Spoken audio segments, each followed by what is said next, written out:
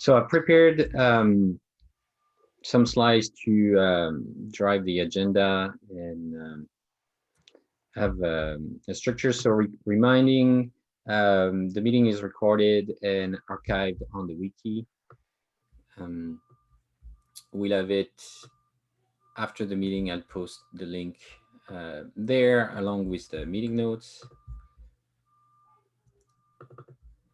And I'll be taking notes, and feel free to take notes as well.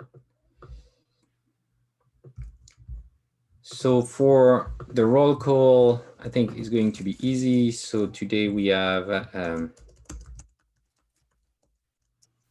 Mandy, Willie, Michael, and myself.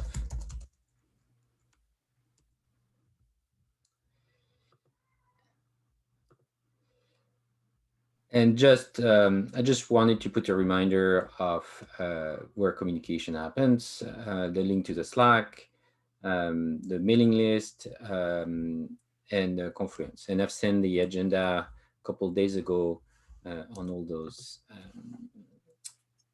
mediums. So the agenda today, one discussion we had last time was about finalizing the mission statement for OpenLineage, which is part of the technical charter. So based on the feedback, I think Jamak gave feedback, Mendu gave feedback, and a few others as well. I had opened an issue, and this iterated a bit and taking into account, so we can review that. Reviewing the OpenLineage 0.1 scope. So the goal is to get to a first release of OpenLineage soon. And I've updated the roadmap on the GitHub based on same thing, the meeting last meeting, and also some other discussion that happened since then. So the roadmap is being maintained on GitHub, and we'll take a look at that, and finish by open discussions, other things that people might want to bring up. Does that sound good? Yep. Mm-hmm. So to start with the mission statement, so there's an issue here that I opened. So I put the mission statement we had originally, and I did like a summary of the feedback that we got at the last meeting. And Ross was brainstorming on kind of what type of wording would make sense. And so I have updated this proposal, updating the wording. So the mission of the project is to enable the industry at large to collect real-time lineage metadata consistently across complex ecosystems, creating a deeper understanding of how data is produced and used. And the feedback last time, there were two parts. Lineage metadata was not precise enough in terms of collecting lineage as jobs are running, as transformation are running. So this is what real-time lineage metadata is meant to convey. It's kind of, this is really about instrumenting the running jobs and collecting lineage as they run. And the other piece of feedback was that complex pipelines was too specific. It's not just data pipelines, but it's more like data lineage in general. And so this has been rewarding in creating a deeper understanding of how data is produced and used, which is a bit more, it's still a capture what we want to capture, but it's more inclusive of several use cases. So that's kind of, personally, I like this wording, and so I'd propose we vote on this, or probably like the best way is to comment on the issue. So any other feedback right now on this particular wording? No, I like it. Yeah, so it's kind of, I think so. If that looks good, I think we should just let me see. So you can, if we can, I'll just share this and I'll communicate again in the in the channel. I think we can just please chime in on the ticket. And I think when we have the right number of votes on it, we can consider it closed. And I think that's the last thing that is missing to create a charter, technical charter, and get this acted. So next item on the OpenLineage 0.1 scope. So same thing, this is maintained on the GitHub project for OpenLineage. So if you look at the project, you have OpenLineage 0.1, what would come in the next release, so current perspective of scoping, and then what comes later. And so if we go to the 0.1 project, it's capturing the ticket for the scope for the 0.1 and the current progress. And so I highlighted on the slide the main items. So there's a discussion of how we should version the spec. We're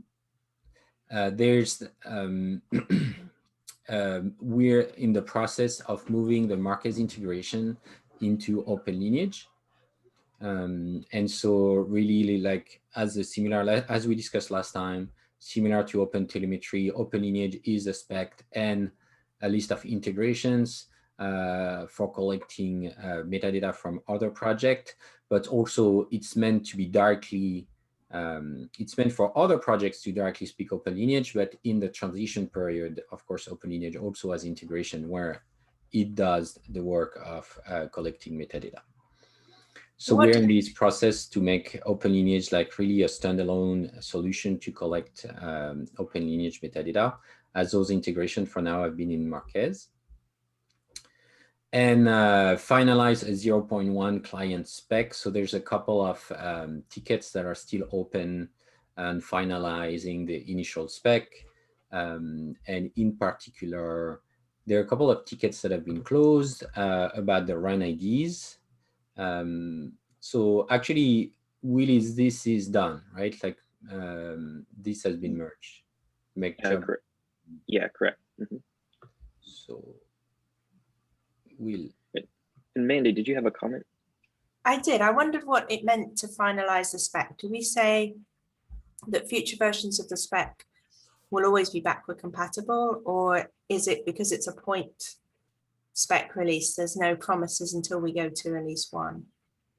Yeah, the goal is to really to have an evolution-based backward compatibility. So the goal is to not have any backward incompatible changes going forward, unless we make like a major revision, right? Like as kind of like we communicate clearly that, okay, at this point we make incompatible. Yeah. Okay, that's cool.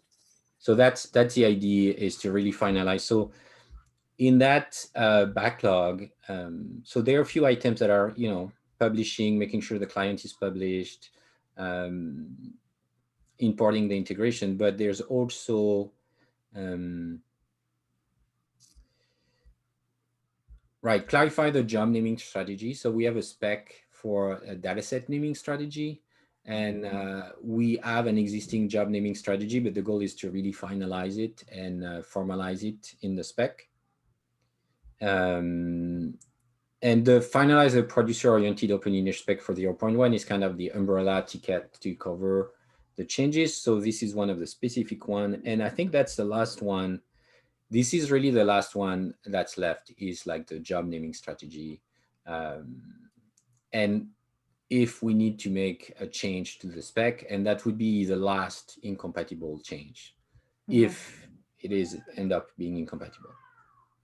Then once we have that, we'll commit to really be backwards compatible, and things like adding only new fields and so on. And actually, if you look at the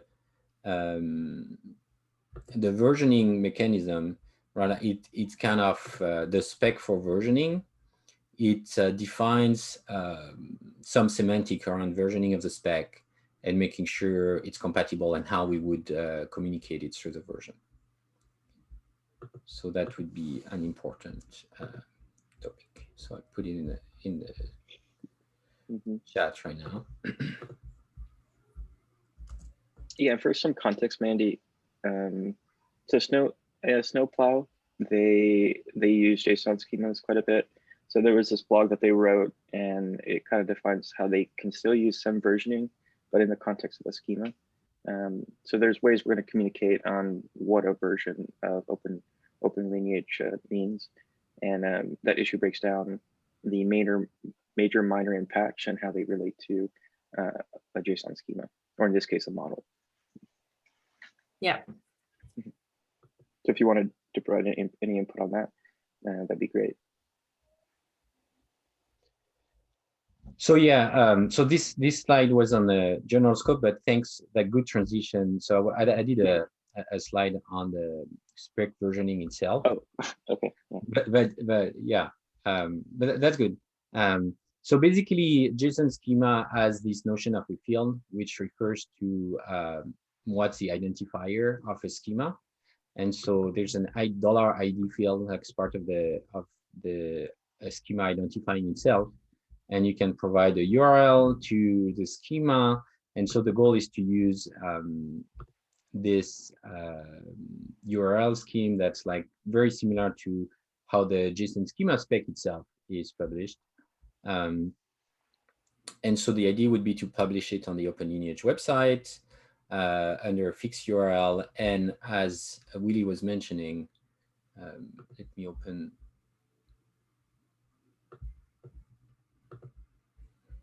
the ticket here.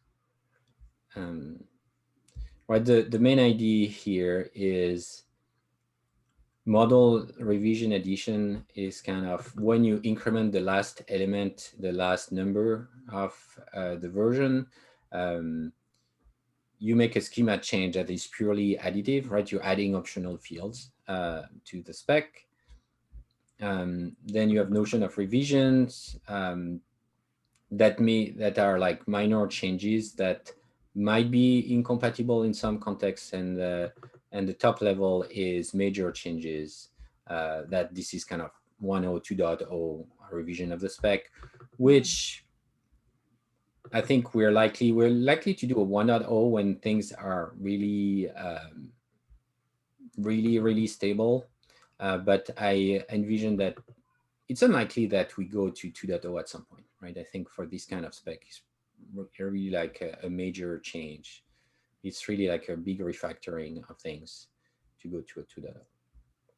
So that's the general system, and it provides details on what mechanism we would use to make sure that this is enforced, right? Like the one thing that is good about this model is we can really enforce the semantics of the version, and it's not just someone that a human, decides, oh, we've done like reviews the changes and put a version, but we can really enforce that through CI and through checks that the spec is actually compatible in the way that it is advertised, right? Which is the goal here. So I'm sure this is worth reviewing the details and make sure this is good. And basically what that would mean is we would create a bunch of tickets in OpenLineage to start implementing the checks in CI and mechanism to publish the spec. Do we need to define here what are the specifics that require version bumps, major, minor, patch version bumps? So like add fields, rename fields. Like what are those kinds of actions require version bumps? Yeah, I think this link here is describing some of those, but I think yes, it would be nice to kind of. I put just a summary in here of this notion, and they give examples and so on. But I think it would be worth having a document in OpenLineage, yes, that describe that more clearly. For now, I just put the quick summary here, but it would be worth specifying it, yes. And I think, and we would encode it as part of the build checks. And presumably this means that a runtime can support multiple levels of the spec because the spec's disconnected from the runtimes. Yes, the idea is Yeah, so from the runtime perspective, so that's where, Mandy, you mentioned we need a spec for the consumers as well. And so the spec for the consumers, and actually on the market side, we did that, right? So we have an Open API spec for the consumption of Lineage that compatible with OpenLineage. And basically it defined the core spec, but leaves all the facets to be completely flexible. Basically it can consume kind of any version, as long as the core it doesn't change, it can consume any facets of any version. And so for now, we push that to kind of reduce the scope of 0.1 and not have too many things in there. Add the consumer spec, I put it in 0.2. Yeah, And because so presumably a consumer is going to be receiving from lots of different engines, and each engine might be at a different level of the spec. Yes. So Yeah. the goal of the consumer spec is to be a subset, a least constrained version of the OpenLineage spec. And so that's why in the wording here, based on your feedback last time, I worded this as finalize the producer-oriented OpenLineage spec, which is what we're talking about here, which is more constrained. And right after, I mean, we can do that in parallel. I kind of pushed it out, but if someone wants to define it, it can be included. But from a priority perspective, I was kind of pushing it out a little bit of having take that version of the spec and make the least constrained. Because I'm assuming that a producer would only use one version of a spec, whereas a consumer is listening to many types. Yeah. Okay. Yeah, exactly. That's the idea. So a producer would consume a very specific version and would be have tight constraints validating they produce exactly that version. And the consumer would be more flexible in that sense. And when you look at the core OpenLineage spec, there's a beginning that defines the run events, and then which is minimal, and then everything else is facets. And so that's where all the facets would be kind of more flexible. So we expect the root event type should not change or very little, and most of the things of the changes would be by adding facets, extending facets. So there's also flexibility to have in the same spec, have multiple versions of the same facet. We can use those mechanisms. If we want to do major changes to facets, we can, instead of versioning the spec, we can add the two versions in parallel in the same spec and manage it. So looking at that list of event types, if we wanted to add restart, is that a new version of the spec to the event types there, which is in the header? It would be a new I think. So actually, we had those discussions a little bit. So there's also a facet to have more specific state machines. So actually, there's a ticket, there's an issue, and that was brought up. Because I think there are about 6 things that jobs do, and then there are sort of more subtle events like start. You could say that restart is a type of start event, if that makes sense. Yeah, so there's this ticket is kind of capturing one of the discussions. So there's I created this, but that was actually feedback from Jamak. We had a discussion and reviewing the original spec, and she mentioned this. So I started this ticket to have this discussion. So let me paste it. Yeah, okay, that's nice. And so one proposal is to capture those more precise state as a facet that goes in the detail, and that way there are different use cases of more precise state machines than just start end. Yeah. Okay. Go ahead. I was going to ask, would that replace the event type?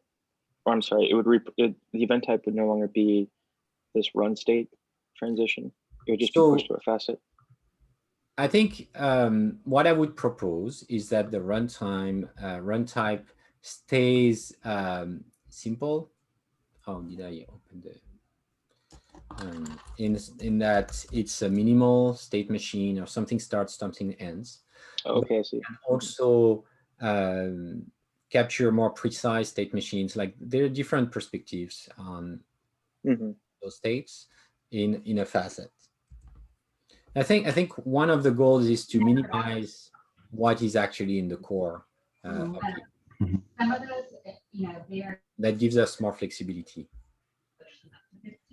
So going back to the versioning, so I noticed there is there's a schema URL for the facets, but right now I don't see a URL in the core Lineage event that's being sent. Do we need to add a schema version, like an OpenLineage schema version, to the Lineage event itself, so the producer can tell us which version of the spec they're producing? Yeah, that makes sense. Yes, I think that would be the thing we add, and it would point to this. Now that we are defining this more precisely, it would point to this. And I think there's a notion of schema. There's a schema field as part of this spec for the root of the object that you can use. So yes, actually, let me take notes. So in there, like, I guess, right, like if we were changing the core run state list, right, that would be a model version change. But if we were using this like run transition facet, and we wanted to modify that run transition facet, then you would just modify the schema URL of the facet, but the core spec version would stay the same. Yeah, so I think that's something that we need to define beyond this, because in the current state, they all have the same version, but I think it would make sense to start split out the facets so that, you know, probably we can version the facets independently and make things a little easier from that perspective. Yeah.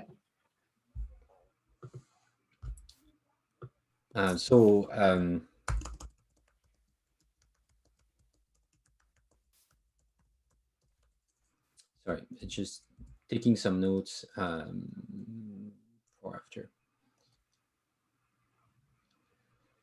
Okay. So yeah, on that, so on the spec versioning, please do comment in the ticket. I think, and even the comments you just did right now, please follow up and comment in that issue so we can I'd want to finalize this and have the first version. We may not have all the checks right away, but this is kind of a blocker. How we publish the 0.1 spec is a blocker. And then I think in the future, we need to kind of split out, like refine this to how we version the facets independently so that we avoid maybe versioning the core spec with all facet changes. So the comments on how to version the facets you want in 63 as well? Yes, also what we'd probably end up, like, I would create a separate ticket to start. You can make that comment here, and that what we would do, I would go for 0.1, which is versioning everything together, because anyway, this is the first version. And this is okay. You know, we may do a 0.1.1, 0.1.2, and so on, if we modify the facet.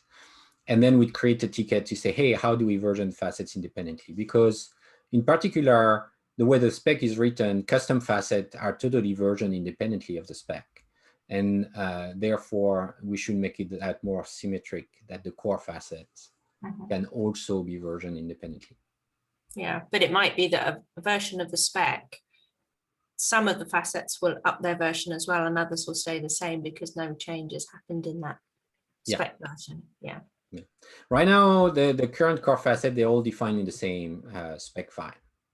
So we need to, so yeah, we'll create a ticket for that, but I think it's good to record this current conversation in the ticket. Okay.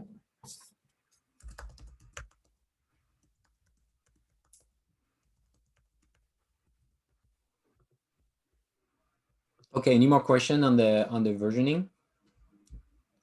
Okay, so next Right, so Marquez integration import in OpenLineage. So this is in progress. And so some of the core Python Marquez Airflow code has been imported already.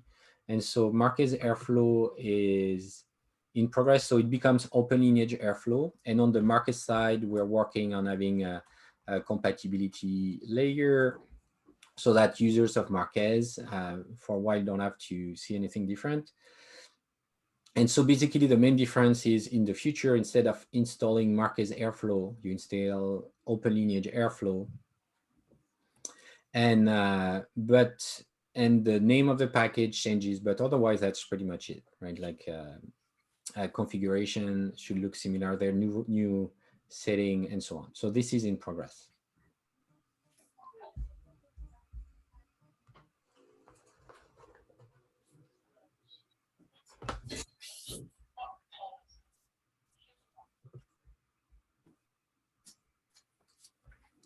Great.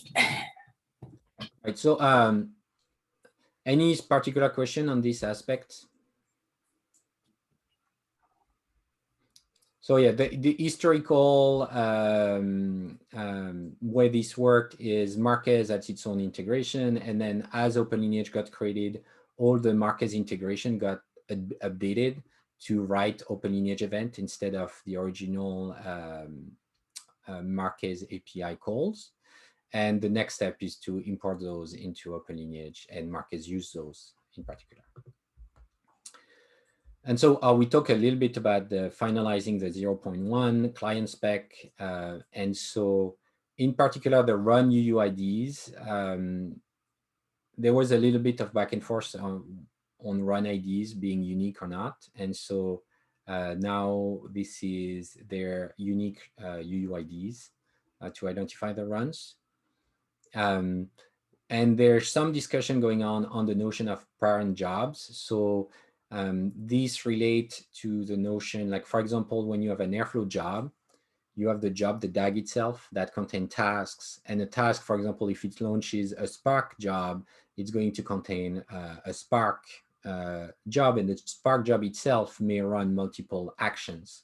In the way Spark runs, you have multiple things that will run. It's itself a workflow. And so the parent job notion captures that structure of knowing that you have nested jobs, like something starts and then it spawns a different job that will start and finish, and then the parent will finish. So this kind of notion. So this is already defined in the spec, but basically we need to finalize this. And this is linked to the job naming convention as well. When we have nested jobs, how we create unique identifiers, job names for those nested jobs that are consistent with this notion. So those are the items that are going. So run UIDs basically is done. And the rest is in progress. And so those are the items we want to finish in the coming weeks.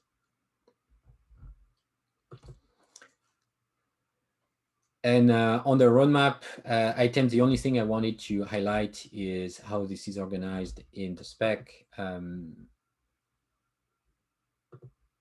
So if we go back to, actually, I just link on this. So you have the OpenLineage 0.1 project that defined the scope, and that is in progress.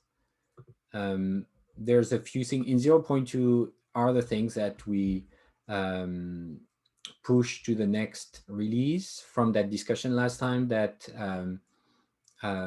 about what's the short-term goals. And you'll notice that 0.2 is not really defined yet. And then in the OpenLineage roadmap are the next items from what we discussed last time. And so one of the things that is going to happen is also Marquez has a bunch of items that are related to OpenLineage integration that are being moved to OpenLineage. So those tickets will also move to OpenLineage and show up in this roadmap. So this is the mechanism for prioritizing. And of course, as for any open source project, right, like the roadmap there's not like a single really source of definition of the roadmap, and it's more fungible in the sense that we agree on like general direction and what makes sense, but really priorities of things move up depending of if a contributor want to actually contribute something now, right? So it's kind of, it's not saying that those things will come later. It's saying that if someone cares about it, knows how to do it, and has the time to do it, then the priority of this can quickly be included in the next release, for example, if a contributor wants to contribute it. But that's the kind of current ordering of some of the discussion. So I just wanted to highlight where those things are. And now just leaving it open for open discussion. So I can, we can do a roundtable if there are like any topics you wanted to dig in more details, or if there's something we haven't discussed, someone would want to discuss. So we can, I can go around the room and collect the topics. So on my screen, Mandy, you are at the top of the list. So is there something in particular you wanted to discuss? Yeah, I design a sort of more philosophy, I think, actually, around this.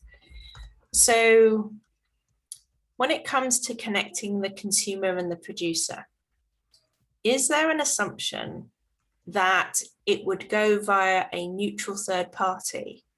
Or do you expect, for example, the consumer to provide the destination?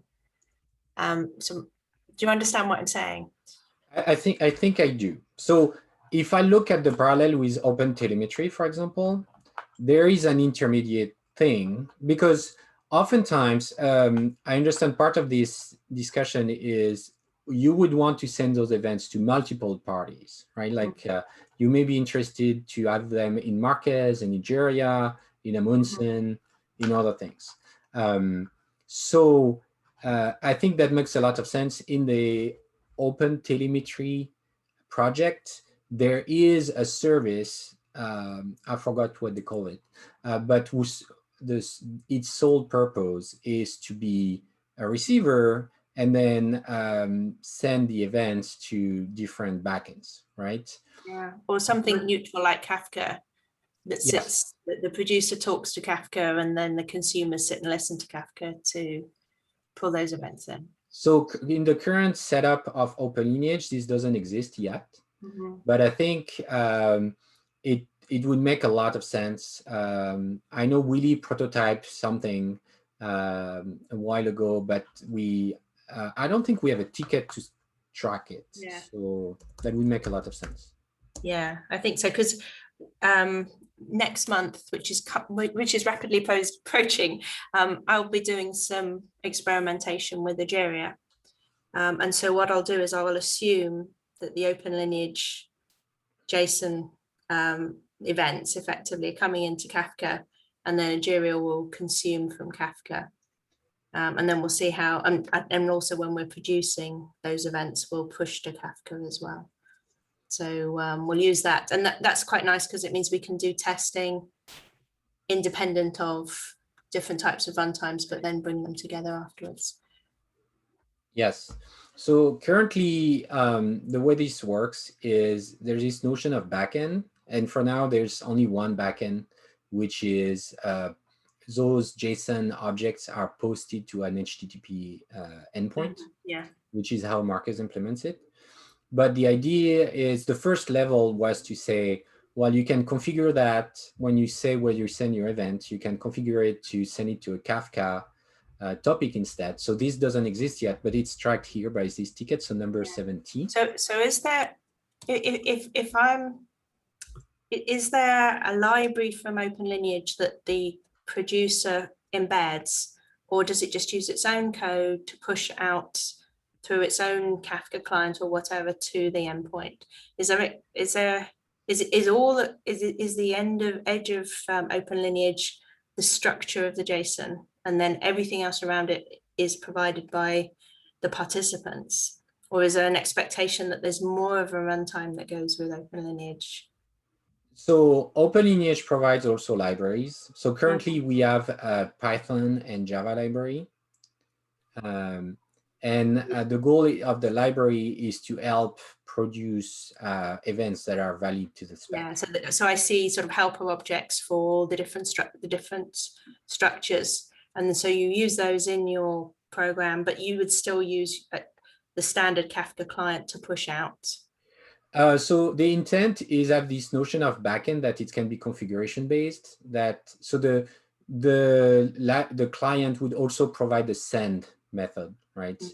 And then there's configuration based. You could say, well, it's sending it to HTTP, or it's sending it to Kafka, or it's sending it to something else. Yeah. And so that's the intent. And then the other item on that discussion is whether we have like a standalone, dispatch service that people can install and control where it's being sent from there, right? Mm-hmm. Yeah.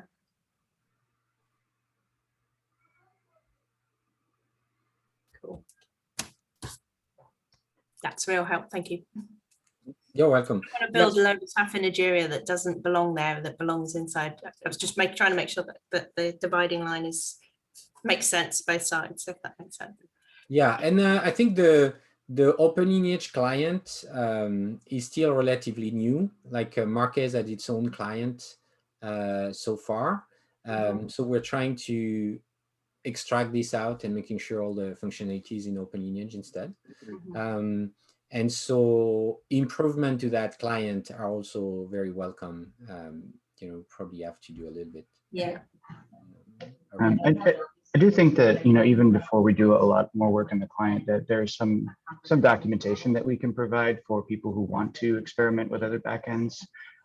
Just because having a flexible HTTP endpoint still gives you a lot of options, right? So like if you're on AWS, you could point to an API gateway that actually publishes to an SQS queue.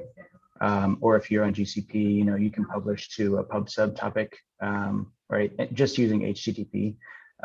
So like, we can write some documentation to help people who want to publish to backends that are not Marquez to get started even before there's a lot of work done on the client. That makes sense. Yes, that's a good point, Mike.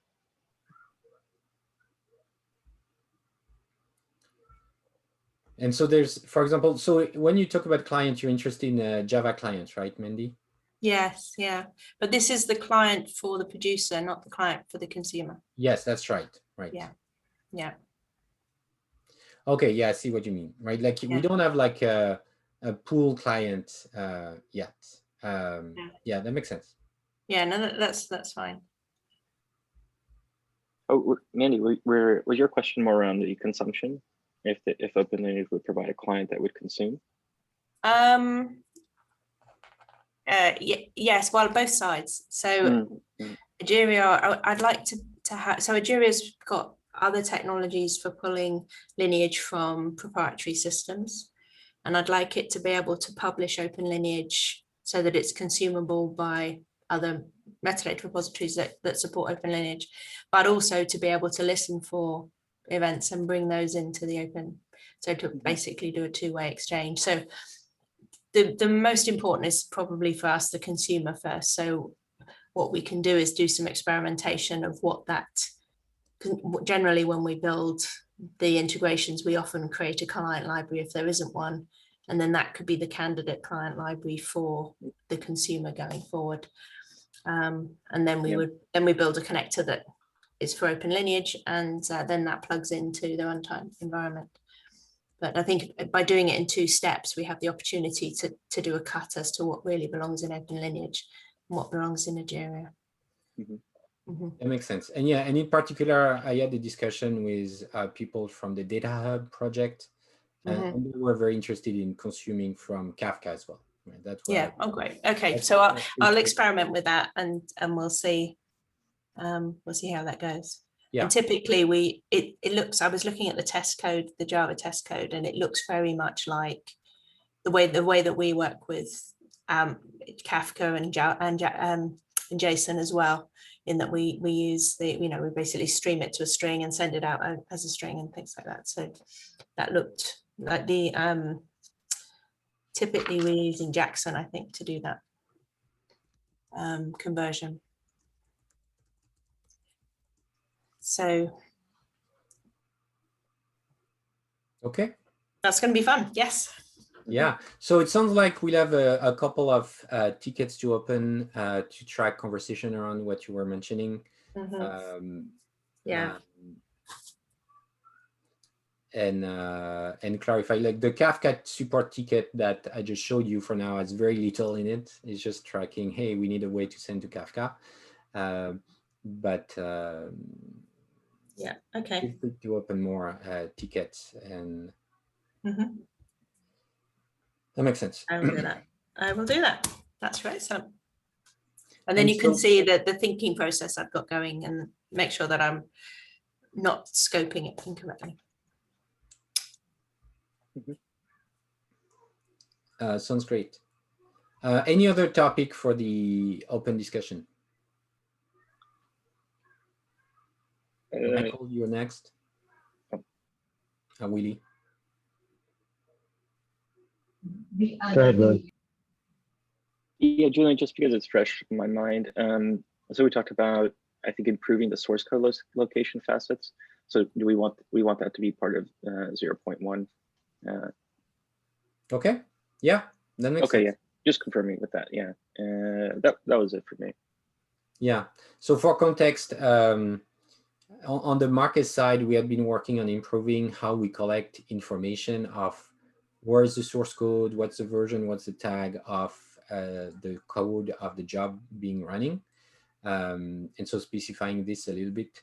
And so on the market side, there's a facet that is a little more detailed than the one on the OpenLineage side because of the current like parallel, like the integration we're on the market side.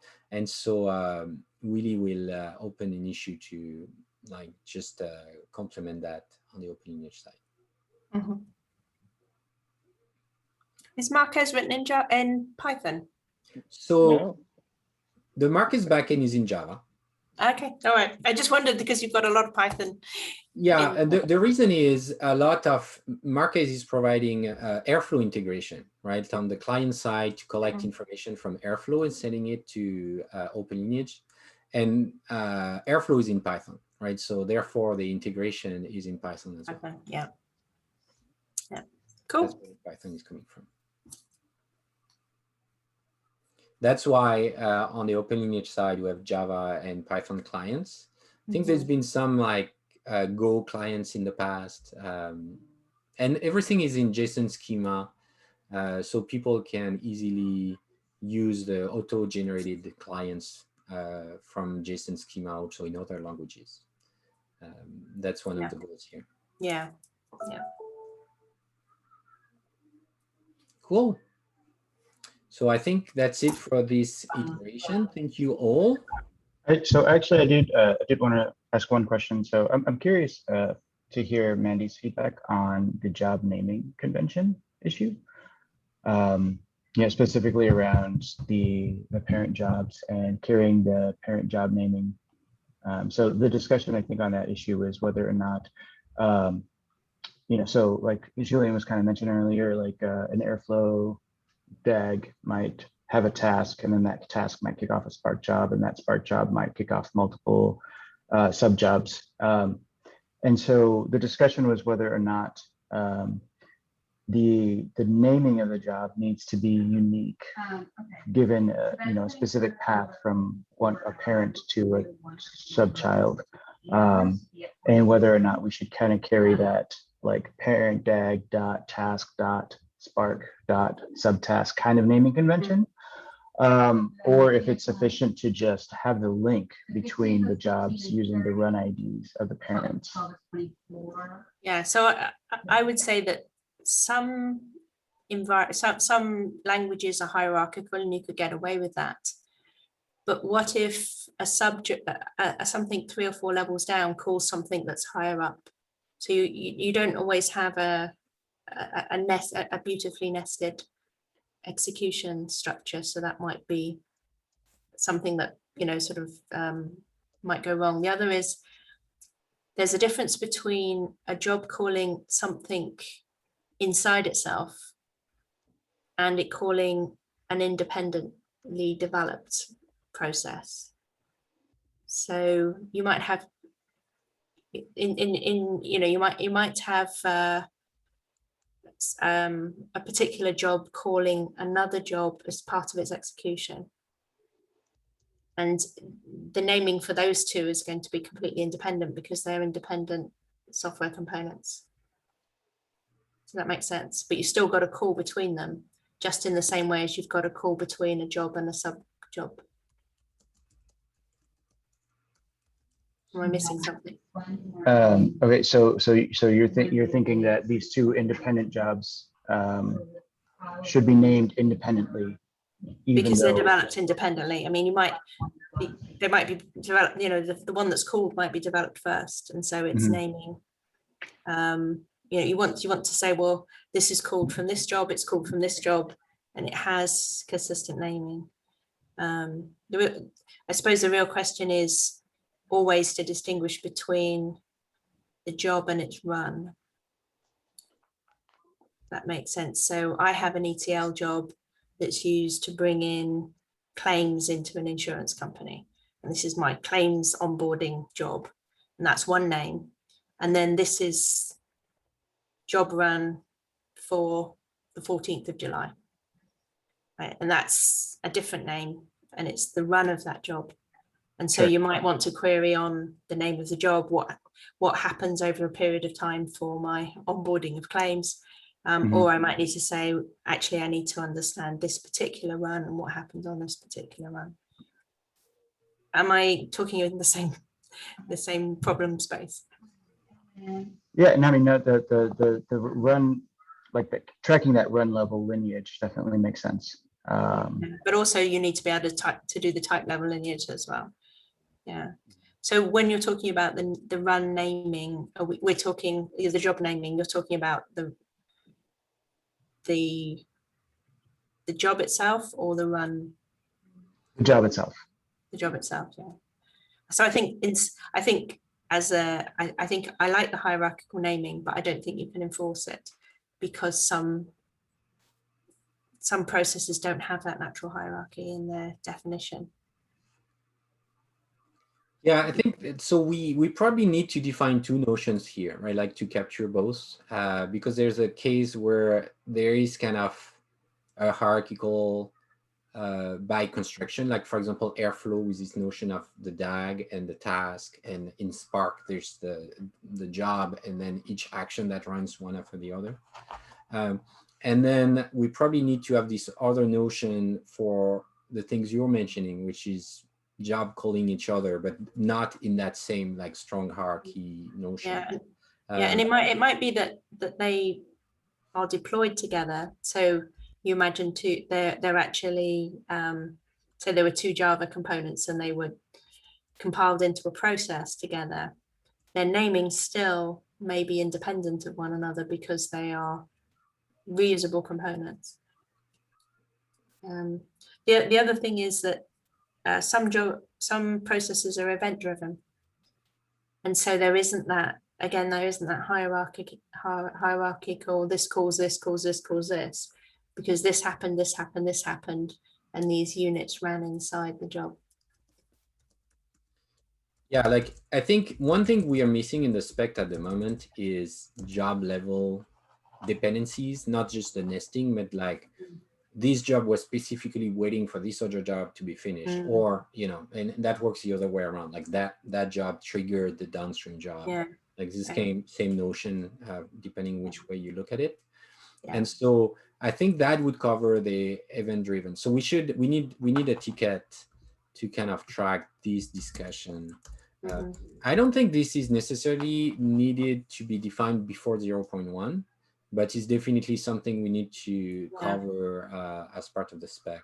And I suspect from a documentation point of view, it would be quite nice to have process pattern styles, like the hierarchical, like the event driven, like the